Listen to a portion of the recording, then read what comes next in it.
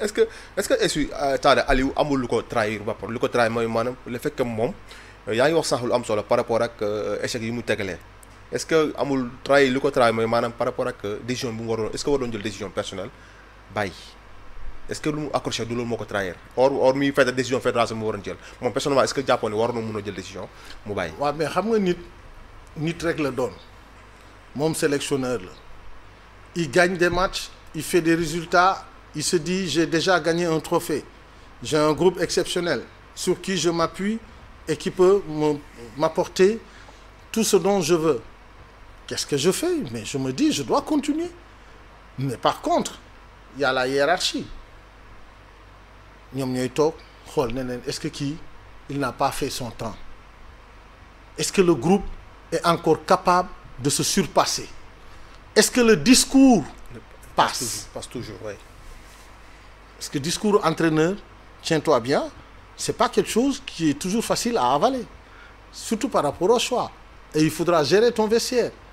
il y a des égos il y a des cadres qui vont faire bloc oui, pour dire que oui on va se serrer pour pouvoir exister te loolu dafay am dans toutes les disciplines collectives da ngay am cadre yi benn instant dinañ leen menacer won leen ne affaire bi kat saa waay léegi il faut ngeen pousse place yi joxe ko xam nga et donc à partir de ce moment yow yaay xam qu'est-ce qu'il faut faire nga discuter ak sa hiérarchie xool nga discuter ak sa staff technique xool et puis nag là tu prends tes décisions parce que le joueur il est égoïste il va te dire que je suis encore bon je suis encore du la mos a wax déedéet voilà mais du mos a nangu génn du mos a nangu ne la effectivement mën naa def bon non yow nag yaay jël sa ay responsabilités à partir de ce moment-là et tu les assumes et tu te dis je me projette et tu tiens un discours cohérent tu te dis moi je vais encore reconstruire une équipe avec de l'envie mais je vais changer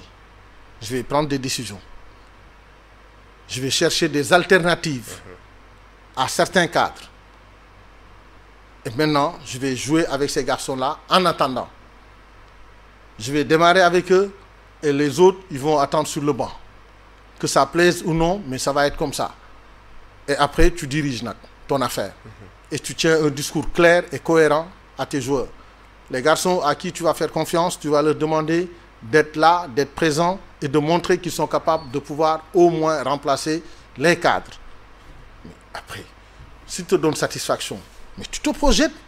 moi je disais ça il y a 2 ans ci mbiru Aliou Cissé ci loolu ci renouvellement effectif ok mais les gens m'ont traité de tous les noms d'oiseaux ouais wax lu ne bind def ay titres yoo xam ne c'était même pas par rapport à ça et même citer de nom moi si je veux dire quelque chose sur Sadio Mané je le dis je m'en cache pas si je veux dire quelque chose sur un autre joueur je le dis Sadio Mané c'est un joueur que nous avons formé à Génération Foot. Bien sûr. Et c'est des garçons avec qui j'ai de très bons rapports mais l'intérêt du Sénégal passe au-dessus donc aujourd'hui on n'est pas là pour gérer des sentiments on est là pour prendre les bonnes décisions concernant notre avenir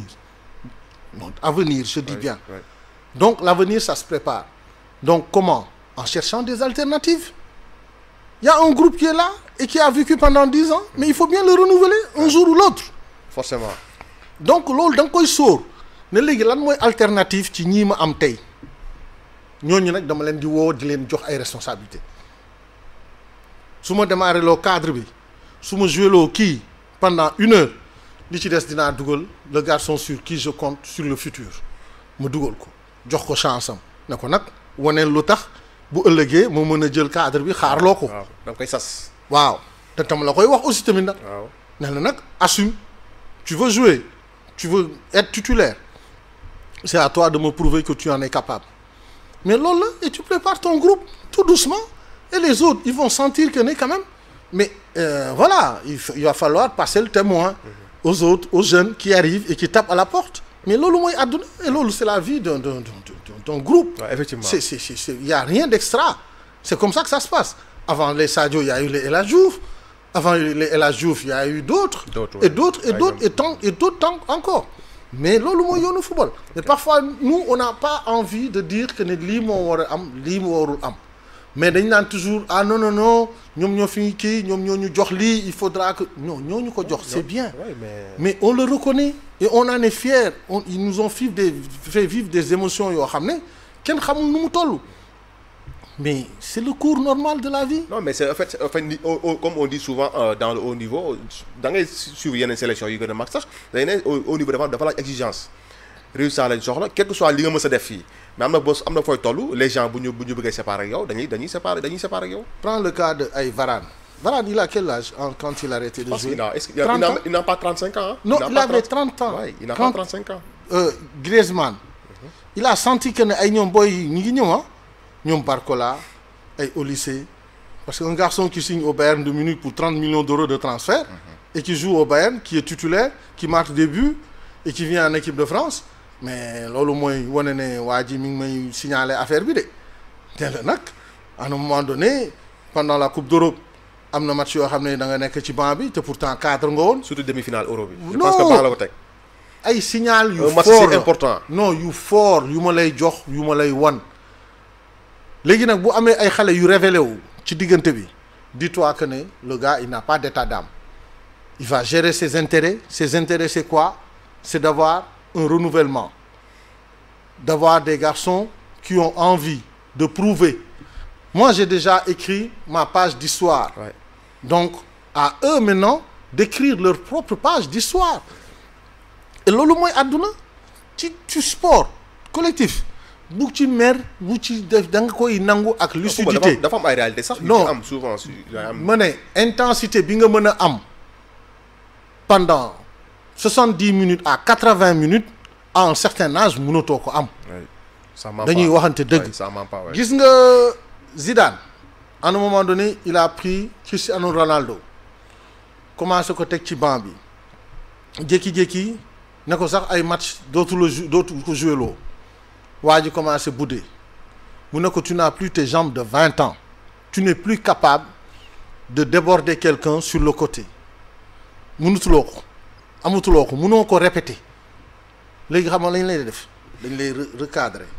dañ lay teg dans l'axe avancante xale yi ñooy daw ñooy centrer yow nga ñëw dernier geste bi voilà foofu lañ la soxla ci dernier tiers boobu te nag ne ko sax man léegi dama lay jox date xam nga kañ laa la soxla à partir du mois de février. 8e Ligue des Champions. non waxtaan la. mu wax ko lu leer ne ko 8e yi mois de février ci lay tàmbali foofu nag won ma sa bopp parce que dinaa la jouer loo nag de. boobu moom yaay départ te dinañ la won nag ne ci yow lañ yaakaar mais il l'a fait. et il a bien réussi. surtout lépp communication la. waxtaan la yëpp ci wax la. waxtaan ak nit ki bi ngeen juboo ci ay kàddu et depuis lors ci la ñu gis Cristiano Ronaldo di jouer avant-centre. mais loolu li ngay wax ne.